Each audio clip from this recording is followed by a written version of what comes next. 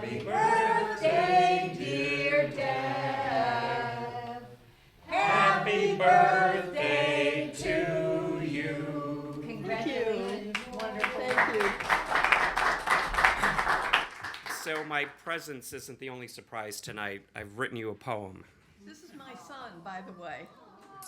So, so this is my very first poem, and when I decided to do this, I thought, gosh, this is going to be really difficult. So, I envisioned myself scribbling notes on the plane on the way out here this afternoon. I thought there's no way I was going to be able to pull this off. But I remembered something that my mom told me of one of her very first poems. Something just came to her, and she ran inside and started writing writing things down, and she developed her very first poem. And that's kind of what happened to me on a couple of days ago. It was kind of a chaotic day, and I just all of a sudden picked up a pen, put everything aside, and wrote this. I perfected it a little bit in the following days, but here it is. So this is my second gift to you. Okay, it's called A Gardener's Dream. Sleet taps on the window above. It's time to plan and dream. Her 80th spring. Spring is full of surprises, she says. What will this year bring? Signs emerge from the dreary season. The essence of magnolia, the soft pussy willow, a red cardinal feather, the arrival of her earthly canvas. Working among the hostas, she receives nourishment from the soil, energy from the sky, guidance from her mother's spirit, and a diversion from a toad. Hark, the chatter of her wren, returning to the summer paradise to tell her stories of adventures from afar. They celebrate, immersed in hues of green, until the fading light. Treasure this embracing warmth, for the leaves will take flight, the snow will cover, then time to plan and dream her 81st spring. Thank you. Thank you. So cute. I'll save this for later. Thank you, everybody.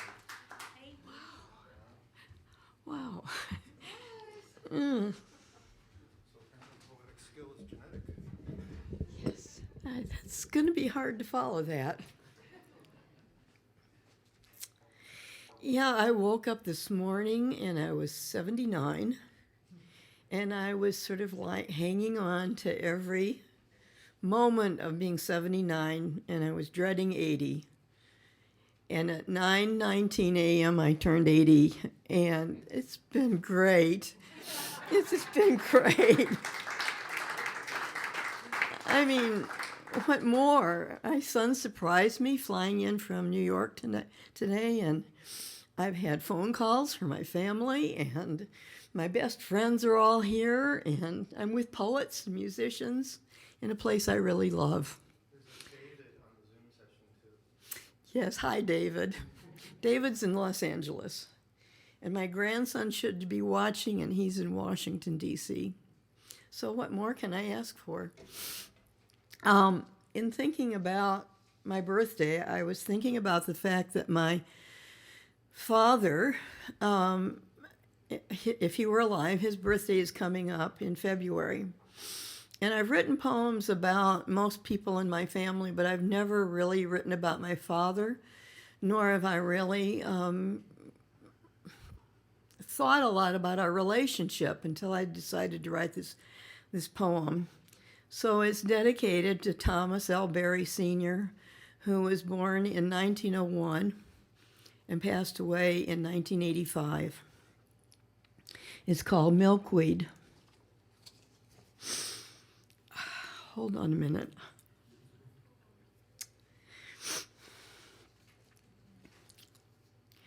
The black behemoth bellowed smoke, hissed steam from its belly, and changed our lives forever.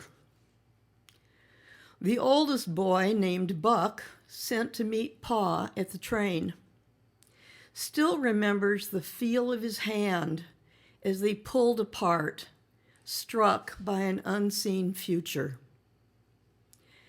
8 children, most given up for adoption, scattered like milkweed. Thomas, still in the womb, given up at birth, never to know his mother, a gentle touch, the word home. Just a foster kid, advertised in a fancy collar and knee breeches, like a puppy for sale, sent place to place, freezing in a plains sod house, in another beaten daily. Then came Wisconsin, a rural doc and his family. He drove the buggy on house calls, stoked the morning fire. High school, basketball, a farmhand in summer, he grew strong.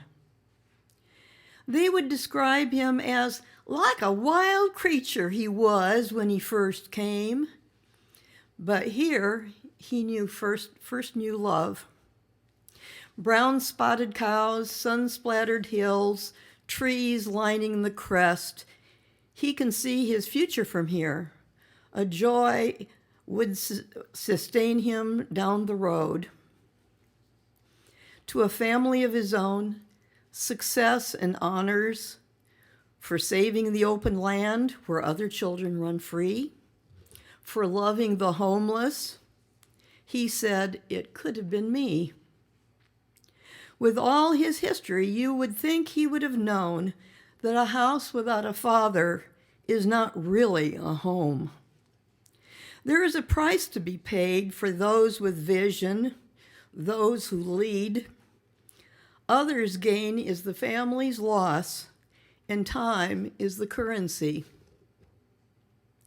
I, his daughter, never knew this man, my father. Mom told me bedtime stories and tucked me in. He paid no visits to the field to watch my game or my school play, no walks or talks. There were meetings, speeches to be written, calls to be made, then just good night. 8 children, scattered like milkweed, found each other. Everyone made a good life. Torn apart by steam and thunder, they celebrated being together. Each time I pass a saved open land, I am filled with pride. When I think about the men and women who got a second chance, I am filled with pride.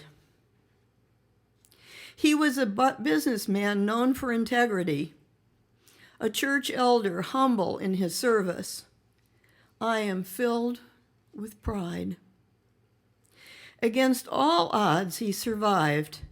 The foster boy who knew loss, hunger, and deprivation, provided so that we wouldn't. It was all he knew to do. I know that now.